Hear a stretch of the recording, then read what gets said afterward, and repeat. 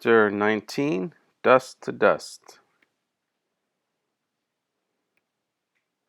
Rictus was waiting at the top of the stairs. His smile was sweet, his words were not. "You're a murderer now, my little man," he said. "Do you like the feel of Mars' blood on your hands?" "He didn't kill her," Mrs. Griffin said. "She was never alive. None of you are." "What are we, then?" said Rictus. "Illusions," Harvey said, ushering Mrs. Griffin and her cat past Rictus to the front door.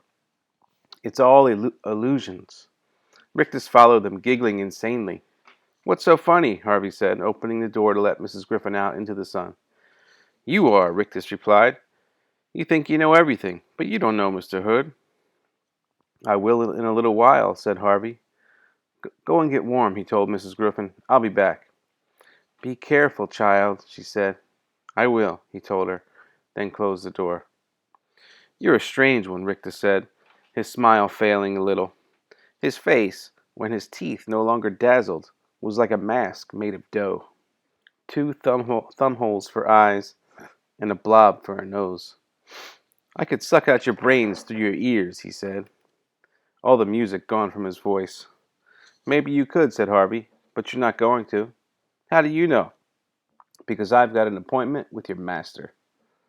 He started towards the bottom of the stairs, but before he reached it, a dark figure flitted out in front of him. It was Jive, and he was carrying a plate of apple pie and ice cream. "It's a long climb," he said. "Put something in your stomach first." Harvey looked down at the plate. The pie was golden brown and dusted with sugar, the ice cream melting in a sweet white pool. It certainly looked tempting. "Go on," said Jive. "You deserve a treat." "No thanks," Harvey told him. "Why not?" Jive wanted to know, turning full circle on his heel. "It's lighter than I am." "But I know what it's made of," Harvey said. "Apples and cinnamon." "No," said Harvey. "I know what it's really made of." He looked back at the pie, and for a moment it seemed he glimpsed the truth of the thing. The gray dust and ashes from which this illusion was made. "You think it's poison," Jive said. "Is that it?" "Maybe," Harvey replied, still staring at the pie. "Well, it's not," Jive said, "and I'll prove it." Harvey heard Rictus make a warning sound behind him, but Jive didn't catch it.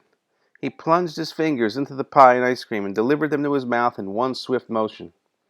As he closed his mouth, Rictus said, "Don't swallow it." Again, too late. The food went down in one gulp. An instant later, Jive dropped the plate and began to slam his fists against his stomach, as if to bully the food up again.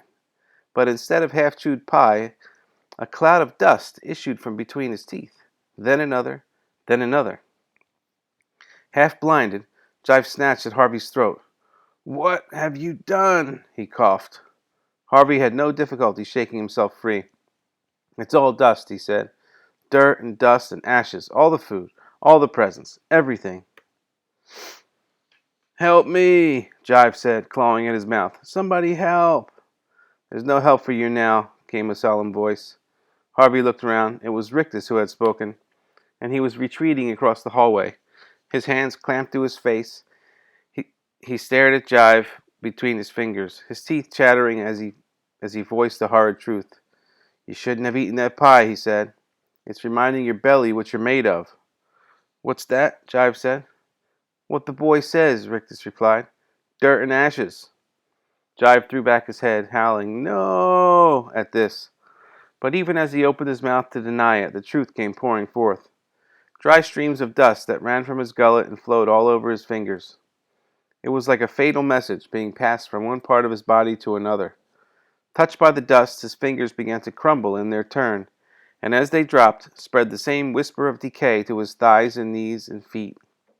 He started to drop to the ground, but with a final pirouette swung himself around and grabbed hold of the banister. "Save me!" he yelled up the stairs. "Mr. Hood, can you hear me? Please, please, save me!" His legs crumbled beneath him now, but he refused to give up. He started to haul himself up the stairs, still yelling for Mr. Hood to heal him. There was no reply from the heights of the house, however, nor any sound from Rictus. There was only Jive's pleas and wheezings, and the hiss of dust as it ran away down the stairs from the emptying sack of his body. "What's going on?" Wendell said, appearing from the kitchen with ketchup smeared around his mouth. He stared at the cloud of dust that hung around the stairs, unable to see the creature at his heart. Harvey was closer to the cloud, however, and so was witness to Jive's last terrible moments.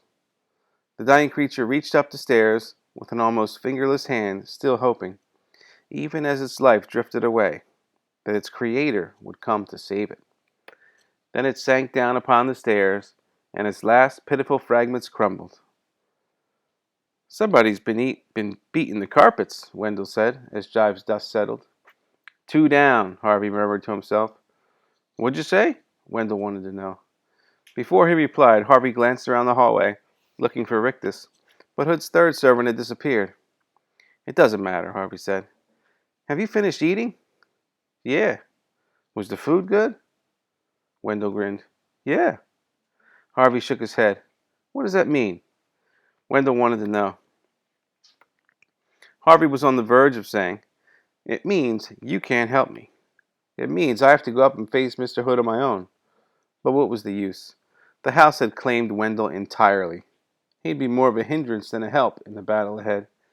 So instead he said, Mrs. Griffin's outside. So we found her? We found her. I'll go and say hello, Wendell said with a cheery smile. Good idea. Wendell had his hand on the door when he turned and said, Where will you be? But Harvey didn't answer.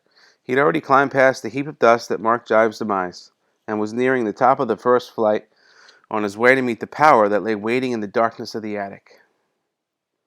And there is a creepy eye.